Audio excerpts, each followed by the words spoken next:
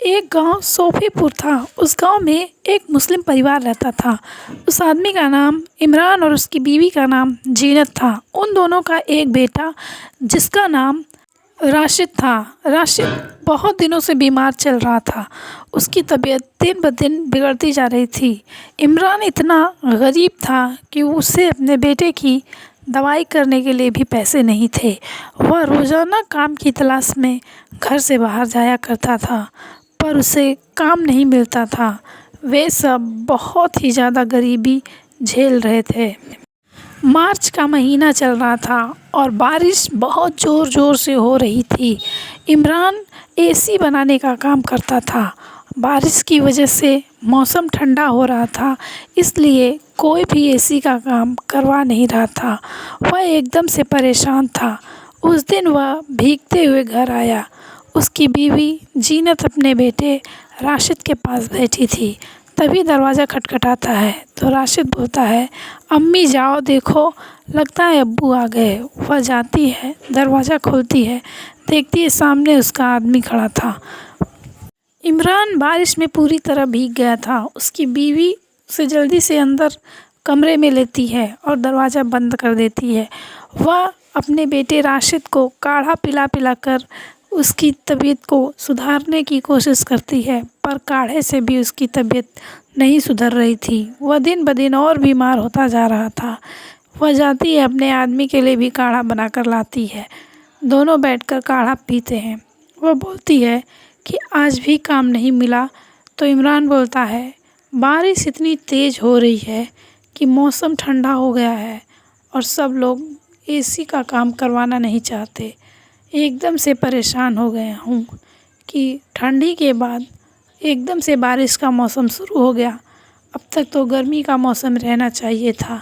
कुछ पैसे आ जाते तो मैं अपने बेटे का इलाज कराता। चलो, अल्लाह का शुक्र है, काम भी ज़रूर मिलेगा। उसकी बीवी जीनत जाती है, खाना लेकर आती है। वह 2 प्लेट में चावल और दाल करके लेकर आती है। तो उसका आदमी इमरान पूछता है, तुम्हारी प्लेट कहाँ गई, तुम्हारा खाना कहाँ गया? तो वह बोलती है, मुझे बहुत तेज़ भूख लगी थी, इसलिए मैंने पहले ही खाना खा लिया, आप लोग खा लीजिए। तो वह बोलता है, ऐसा तो कभी हुआ नहीं आज तक कि तुमने कभी हमसे पहले खाना खाया हो। झूठ क्यों बोलती हो? अगर खाना ख़त्म हो गया है तो चलो हम दोनों मिलकर खाना खा लेते हैं। इस तरह से वे सब एक दूसरे के साथ मिलकर खाना खा लेते हैं और सो जाते हैं। सुबह होती है तो बारिश बंद रहती है। इमरान घर से बाहर जाता है काम की तलाश में। तभी अचानक नवाब साहब का नौकर वहाँ से गुज़र रहा था। तो इमरान ने पूछा, नवाब साहब तो अमेरिका गए हुए थे ना, वापस आ गए? तो वह बोलता है, हाँ वो तो रात को ही वापस आ गए। तो इमरान नवाब साहब की हवेली में जाता है और नवाब साहब से पूछता है, साहब जी, अगर एसी ठीक करानी हो तो मुझसे करवा लीजिएगा, मुझे पैसों की बहुत ज़रूरत है, मेरा बेटा बीमार चल रहा है, उसका इलाज कराना है।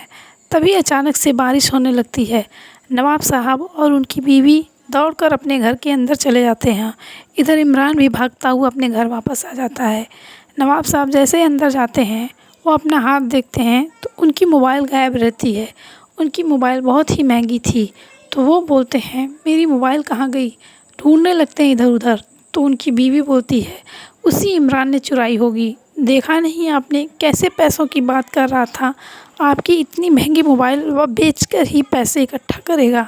आप जाइए पुलिस में कंप्लेन करिए उसके ख़िलाफ़। नवाब साहब बोलते हैं, नहीं, इमरान ऐसा नहीं कर सकता। लेकिन बीवी के ज़िद करने पर वह पुलिस में उसकी कंप्लेन दे देते हैं। उधर इमरान के घर पुलिस वाले आते हैं और उसे उठा ले जाते हैं।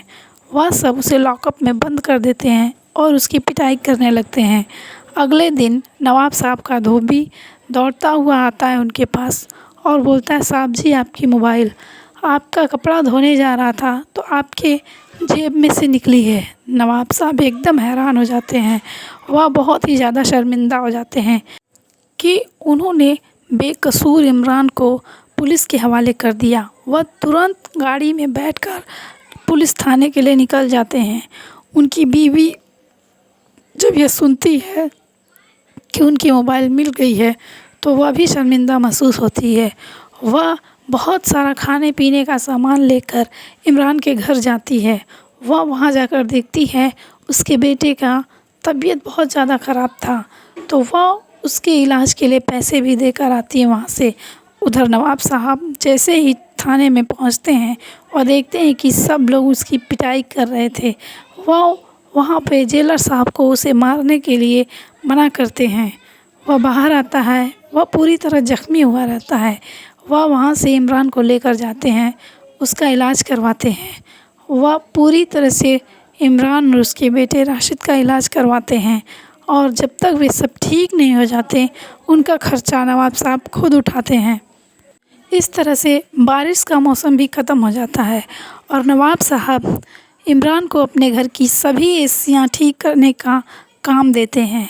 इमरान बहुत ज़्यादा खुश होता है। वह पूरी एसी ठीक करता है, अपना काम ईमानदारी से करता है और उसे नवाब साहब पैसे अच्छे खासे देते हैं, जिससे ईद आ जाती है और वह सब अपना ईद खुशी खुशी मनाने लगते हैं। इस तरह से कहानी ख़त्म हो जाती है। अच्छी लगी लाइक, कमेंट और सब्सक्राइब कीजिएगा।